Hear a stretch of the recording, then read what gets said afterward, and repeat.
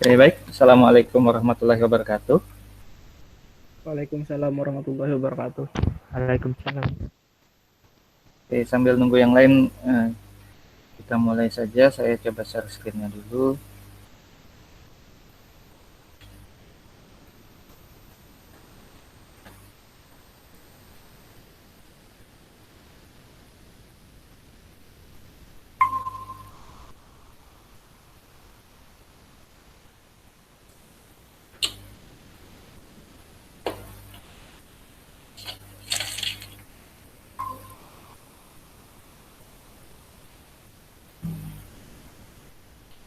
Oke, baik. Oke, sebelumnya. Oke, saya lupa. Jadi saya informasikan dulu mengenai masalah libur ya. Jadi kalau berdasarkan edaran Menteri, libur kita itu minggu depan startnya hari Rabu. Jadi kalau edaran terakhir yang saya terima itu kan Lebaran itu Kamis Jumat 13-14. Jadi libur kita itu kalau masih belum ada edaran baru, artinya masih edaran yang itu mulai tanggal 12 sampai tanggal 19 liburnya. Jadi liburnya itu mulai Rabu minggu depan sampai mulai Rabu minggu depan sampai Rabu minggu depannya lagi. Jadi Kamis tanggal 20 kita masuk lagi. Itu kalau menurut menteri itu. Nah, materi kita alhamdulillah pas. Jadi habis hari ini kita tinggal satu materi lagi, yaitu tegangan dalam massa tanah. Jadi insya Allah nanti tegangan dalam massa tanah itu di tanggal 25. Terus setelah itu pas tanggal 1 kita mulai UAS. Jadi sudah sesuai dengan flowchart yang saya susun di e-learning. Jadi kita kuliahnya 14 kali. Ya minimal sih, kan minimal 14. Oke, kita ambil batas minimal 14 kali. Liburnya yang jelas mulai Rabu, tapi artinya Selasa, nanti saya cek absennya ya. Selasa minggu depan, saya lupa yang saya absen di portal itu tanggal berapa, tapi yang jelas Selasa minggu depan kita nggak kuliah. Jadi rencana saya paling kalian hari ini saya kasih tugas. Nah, Selasa minggu depan itu nanti di e-learning itu saya tulis pengumpulan tugas. Itu aja. Tapi paling sambil dicek absennya aja. Kalau misalnya ada absen kan kalian dari HP kan di mana aja bisa absen itu. Tapi perkuliahannya habis minggu ini. Jadi perkuliahannya insya Allah selanjutnya di tanggal 26 setelah minggu ini. Jadi kita tanggal 20. Oh, bukan tanggal 26, tanggal 25, sorry. Jadi setelah hari ini kita ketemu lagi tanggal 25 itu untuk tegangan dalam massa tanah. Setelah itu seharusnya tanggal 1 UAS, tapi tanggal 1 kan libur. Jadi mungkin mundur UAS kalian Mektan mundur ke tanggal 9 atau tanggal 8 mungkin. Jadi itu. Jadi minggu depan, hari ini tugas, minggu depan di e-learning saya tulis pengumpulan tugas aja, paling ada absen nanti.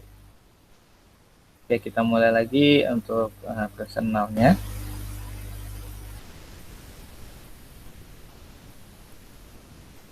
Oke, nah jadi hari ini kita masih lanjutkan yang masalah tegangan efektif. Kan minggu kemarin kita bicara tegangan efektif, di mana tegangan tanah itu, tegangan total adalah kontribusi dari air dalam pori tanah dan butir-butir tanah. Jadi tegangan total adalah tegangan air pori tambah tegangan efektif. Di mana tegangan total itu lambangnya sigma, tegangan air pori lambangnya U, tegangan efektif lambangnya sigma aksen. Nah, hari ini kita lanjutkan ada gaya rembes. Ini mengulang sedikit waktu kita belajar flownet ya. Contohnya di gambar 6.4. Nah, ini. Kalau bicara rembes, kalau tidak ada seepage itu rembesan. Kalau tidak ada seepage, maka tegangan efektifnya adalah sigma 1 aksen sama dengan gamma 1 min gamma W kali Z atau kali H sama dengan gamma aksen kali Z gitu. Jadi tegangan efektif itu adalah gamma aksen kali H, gamma aksen kali tinggi. Nah, ini itu. Gamma aksen itu sendiri adalah gamma sat min gamma W. Gamma W berapa? Patokannya gamma W adalah 1 ton per meter kubik. Jadi kalau kalian punya tandon air yang ukurannya 1 meter kali 1 meter kali 1 meter, itu bobotnya 1 ton. Nah, jadi air ini berat. Ya, makanya biasanya pondasi-pondasi tangki air itu kan kita bikin kuat karena ya bobotnya segitu. Jadi kalau misalnya kalian ada akuarium atau ada kolam lah, kolam renang, kalian bikin kolam renang dengan tinggi 1 meter, maka berat di lantainya itu akan menerima beban air 1 ton per meter persegi. Nah, itu hati-hati di situ. Jadi tegangan efektif adalah sigma aksen 1 sama dengan gamma Z min gamma W kali Z. Sedangkan gayanya adalah sigma kali A. Jadi tegangan kali luas. P1 aksen sama dengan sigma aksen kali A sama dengan A dikali gamma aksen kali Z, di mana A adalah luas penampang tegak lurus aliran. Itu kalau tidak ada rembesan. Kalau ada rembesan arah ke atas, nah, artinya ada air gerakan ke atas, maka tegangan efektifnya menjadi sigma 2 aksen sama dengan Z kali gamma aksen min I kali Z kali gamma W. I-nya gradien hidrolis, lihat lagi rumusnya di pertemuan minggu sebelumnya. Sedangkan gaya efektif adalah P2 aksen sama dengan sigma 2 aksen kali A sama dengan Z kali sigma aksen min I kali Z kali gamma W kali A. Ini kalau kasus ada rembesan air ke atas. Jadi dari bawah tanah tuh kayak ada air yang rembes tapi arahnya ke atas, mendorong ke atas. Nah, kalau airnya bocor, contohnya kalian bikin kolam renang tapi lantainya retak. Artinya kan airnya kan merembes ke bawah. Nah, itu seepage ke arah bawah, maka tegangan efektifnya adalah, kalau tadi plus ini min, sigma 3 aksen sama dengan Z kali gamma W min I kali Z dikali gamma, Z kali gamma aksen min I kali Z kali gamma W. Dan gaya efektifnya adalah P3 aksen sama dengan sigma 3 aksen kali A sama dengan Z kali gamma aksen tambah I kali Z kali gamma W kali A. Ini adalah gaya efektifnya. Nah, seepage force atau gaya rembesan itu adalah posisi P1 aksen, tidak ada seepage dikurangi P2 aksen, ada seepage ke arah atas. Karena force dia akan mengangkat ke atas, kalau ke bawah nggak ada masalah, yang ada ambles. Tapi kalau force kan dia akan keangkat. Nah, seepage force adalah P1 aksen min P2 aksen sama dengan Z kali gamma aksen kali A dikurangi Z kali gamma aksen min I kali Z kali gamma W dikali A. Sama dengan, sehingga P1 aksen dikurang P2 aksen adalah I kali Z kali gamma W kali A. Nah, kalau kita bagi persatuan volume, maka seepage force-nya adalah I kali gamma W, di mana I ini adalah gradien hidrolisnya. Nah, ini gambarnya contohnya. Jadi kalau ada ini, kalau tidak ada bocoran yang atas, yang tengah ini kalau ada seepage arah atas, ada rembesan atas, yang ini ada rembesan ke arah bawah, downward. Nah, ini gampang, kalau nggak ada apa-apa kan ya tanah kering, nggak ada ini. Kalau ini misalnya apa? Misalnya habis hujan, tiba-tiba air hujan naik ke tanah. Nah, ini yang ke arah atas. Kalau arah bawah, contohnya bikin kolam renang, lantainya retak, dia akan rembes ke bawah. Nah, sekarang kita bicara HIF. Jadi, akibat ada aliran air ke arah atas tadi, biasanya ada gaya angkat.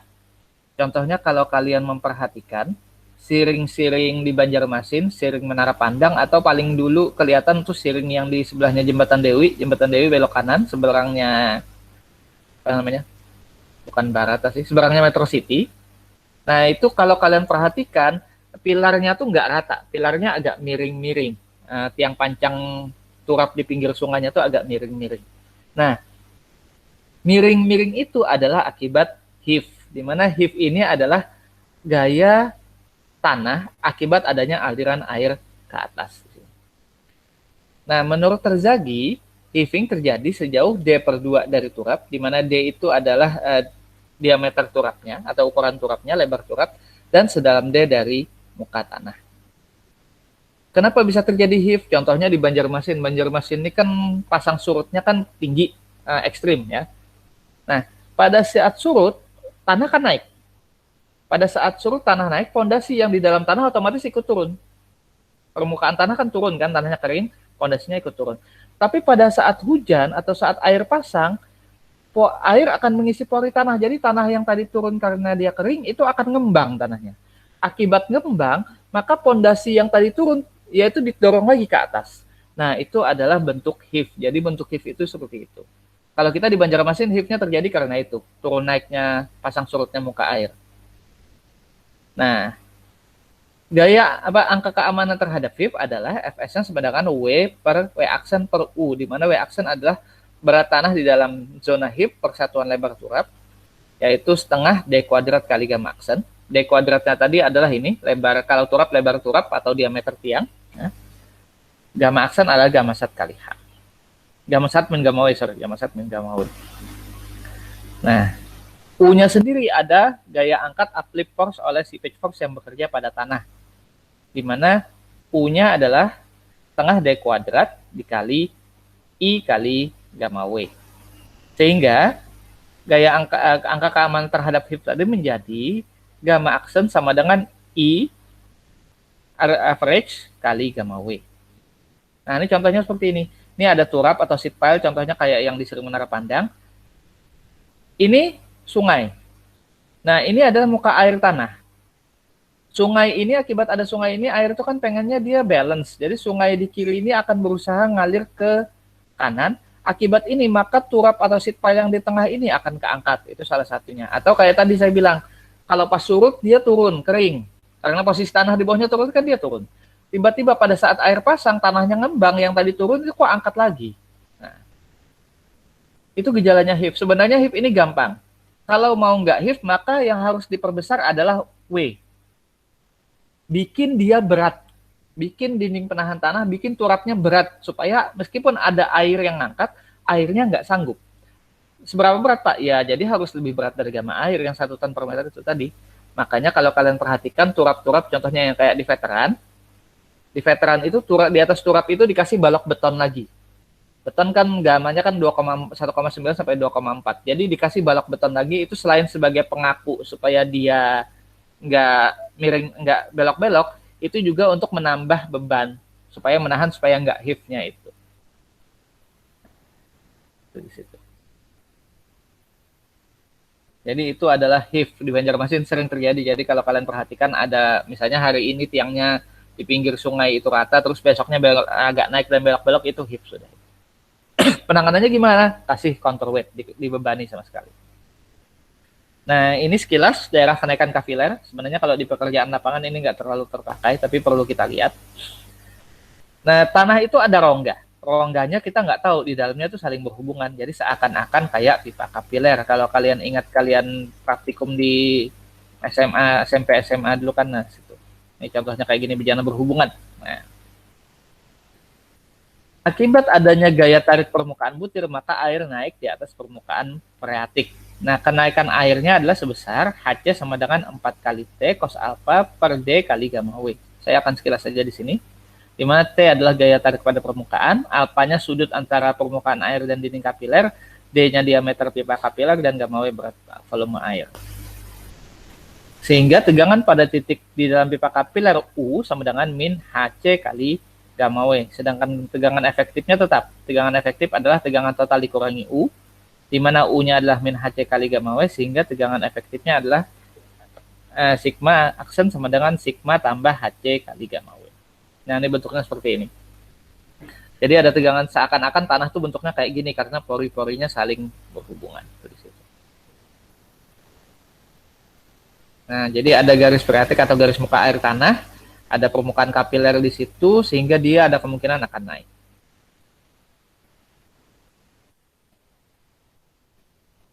Nah, ini adalah fenomena yang terjadi. Ini juga sama. Jadi kalau ingat bejana berhubungan, sebenarnya volume airnya tetap, tapi karena diameternya kecil kan dia lebih tinggi. Ini diameternya lebih kecil, lebih besar, tunggu turun terus. Nah, di sini height of capillary rise is a function of diameter of capillary tube. Di mana diameternya adalah D10/5 kalau untuk tanah. D10 dari mana? D10 ingat itu dari praktikum mekan kalian dari analisa saring. Dan gaya angkat ke atasnya adalah T0 kali Pi kali D kali cos alpha. Alpha itu adalah sudut yang dibentuk oleh air itu. Kalau kalian ingat itu adalah sudut adesi.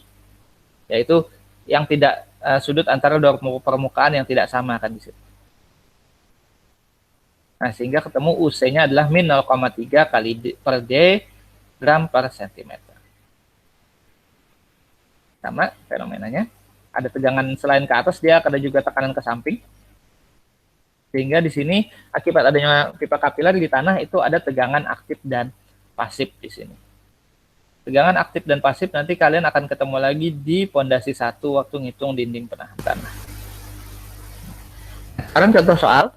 Jadi tugas kalian hari ini itu di bab 6. Bab 6 di file soal yang pernah saya kasih, ini contoh soal pertamanya. Diketahui profil seperti gambar ini. Jadi ada tanah dari itu ada muka air tanah, ada water table, kemudian di atasnya setinggi 5 meter ada gamma D, gamma dry ya, kering dia, dan ada water content. Kemudian di bawah water table, di bawah muka air tanah ada pertama lapisan setinggi 6, sedalam 6 meter, gamanya 19,25 dan WC-nya 15,2.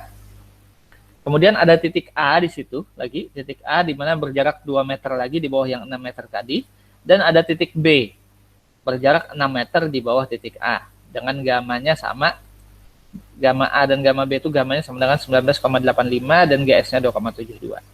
Nah, yang ditanya berapa tegangan total dan tegangan efektif pada titik A untuk muka air seperti terlihat di gambar. Kemudian tegangan total dan efektif di titik B jika water table-nya atau muka airnya turun ke titik A dengan water content-nya 15%. Nah, kita lihat. Jadi pertama cari gamma sat-nya dulu. Nah, di atas itu kan soalnya gamma dry kan. Nah, karena tegangan efektif itu gamma sat. Jadi pakai hubungan gamma dry dengan water content. Kita ketemu gamma sat sama dengan gamma dry dikali 1 plus water content. Sama dengan 16 dikali 1 tambah 0,112. 11,2% dijadikan desimal. Maka di lapisan 1 ini ketemu gamma satnya 17,792.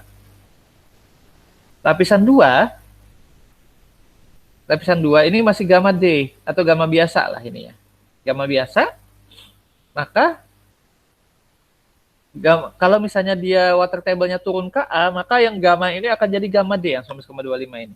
Maka gamma D-nya adalah 19,25, water content-nya 15,2, gamma sat-nya 22,176. Kemudian lapisan 3, hubungan dengan GS gamma W per 1 plus E, maka ketemu gamma sat-nya adalah 22,379 kN. Baru kita hitung tegangan totalnya. Tegangan total adalah gamma dikali H. Sehingga di sini pertama 16 kali 5 ditambah, karena ini sat, maka di lapis 2 tadi menjadi 22,176, 22,176 kali 6, dan A-nya 2 meter ditambah 22,379 kali 2. Ketemu tegangan totalnya adalah 257,814 kN per meter persegi. Nah, tegangan efektif adalah tegangan total dikurangi U. U itu punya air, jadi di lapis pertama yang paling atas itu U-nya nggak ada. U-nya ada di lapis 6 meter sama di lapis 2. Sehingga tegangan efektifnya sigma aksen adalah sigma total min U sama dengan 257,814 dikurangi. Nah, ini dia gamma W-nya pakai 9,8 ya, karena kilonewton ya. Kalau pakai ton per meter kubik atau per meter persegi kita pakai 1. Tapi karena kilonewton, karena kali gravitasi kita pakai 9,8. 6 kali 9,8 tambah 2 kali 9,8. Ketemu gamma aksennya adalah 179,414 kilonewton per meter persegi. Nah, ini sama. Terus tadi kan muka airnya turun di B. Sehingga artinya yang berubah apa? Yang berubah U. Sigma totalnya yang tadi kali 2 nih kali 6. Sehingga sigma totalnya adalah 369,474. U-nya artinya cuma ada di B, yang sisa 6 meter tadi. Sehingga sigma aksen sama dengan sigma total min U yang bawah ini sama dengan 369,474 dikurangi 6 kali 9,8 sama dengan sigmanya adalah 310,674. Ini contoh perhitungan HIF sama aja. Silahkan kalian pelajari sendiri. Kalau untuk HIF-nya, saya tidak akan bahasnya. Karena soalnya yang HIF nggak saya kasih ya. Tapi silahkan kalian belajar sendiri ini untuk perhitungannya. Sama cari zona HIF dulu, setelah itu baru hitung angka keamanan. Jadi untuk tugasnya itu yang ini, yang soal nomor 1 aja yang... Nah ini. Jadi kalian buka, pelajari contoh soal yang di bab 6 untuk tugasnya. Bab 6 tegangan efektif. Nah, di sini kerjakan yang ini aja, yang B nomor 1 ini.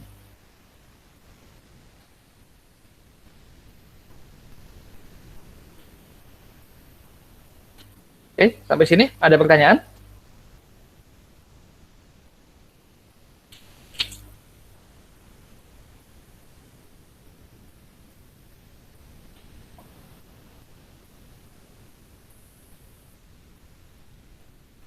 Oke, sambil saya stop recording dulu kalau gitu.